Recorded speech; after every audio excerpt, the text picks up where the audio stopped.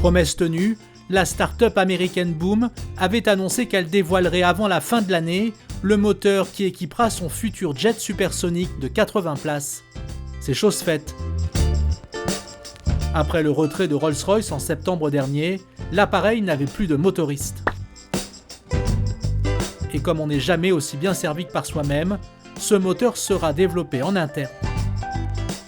Baptisé Symphony, il s'agit d'un turboréacteur à double flux sans post-combustion, contrairement au Concorde. Avec un diamètre de soufflante de près de 2 mètres, chaque moteur développera une poussée au décollage de plus de 15 tonnes.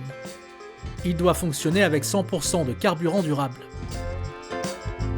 Pour le développer, la start-up s'appuiera sur 2 partenaires.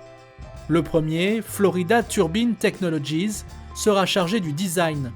Cette filiale d'un groupe de défense américain basé à Jupiter, au nord de Miami, a de l'expérience en la matière, puisqu'elle a travaillé sur les moteurs Pratt & Whitney des F-22 et F-35.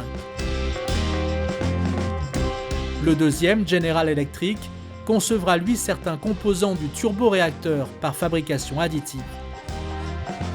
Boom Supersonic a malgré tout été contraint de revoir son calendrier.